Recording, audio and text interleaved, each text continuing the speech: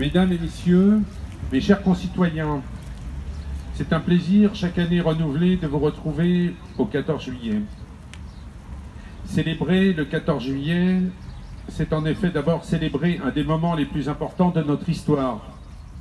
Ce jour de 1789 où, prenant la Bastille, le peuple se libère du joug de la monarchie et devient acteur de son destin politique. Célébrer le 14 juillet, c'est aussi mettre à l'honneur la République, notre nation tout entière. La Déclaration des droits de l'homme et des citoyens, la liberté de la presse, la liberté d'association, l'instruction laïque, gratuite et obligatoire, la séparation des églises et de l'État, la libération syndicale, le suffrage universel, tous ces principes découlent de l'acte révolutionnaire fondateur que représente symboliquement la prise de la Bastille. Il donne corps au pacte républicain. Ce pacte nous est aussi précieux que l'air que nous respirons. Et comme l'air, c'est quand il se raréfie que l'on prend pleinement conscience de sa valeur.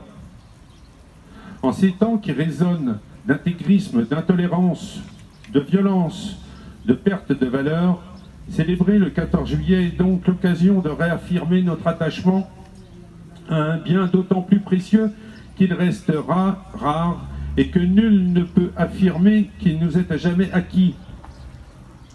L'actualité nous démontre trop fréquemment. Nos valeurs communes, celles qui fondent notre nation, sont attaquées et notre volonté de coexister en paix est remise en cause. Je l'ai dit, la République est comme l'air, indispensable. Elle vaut que l'on se batte pour la préserver, pour l'enrichir, pour la conforter. Et d'abord au quotidien, pour ne pas la dégrader, que ce soit dans nos villes, nos villages, dans nos quartiers, dans nos écoles, à raison de comportements qui mettent en péril la concorde. La République n'est en effet pas seulement une forme de gouvernement, c'est une éthique. C'est la volonté que les règles de vie en commun soient élaborées par ceux auxquels elles s'appliquent, selon des règles démocratiques qui ne répondent pas à la loi du plus fort.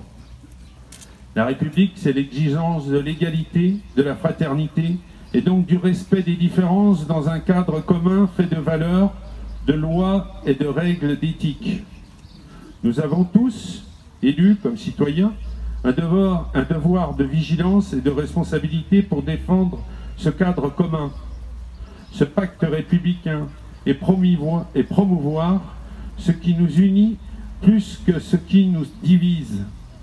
Sachons nous mobiliser pour défendre notre France.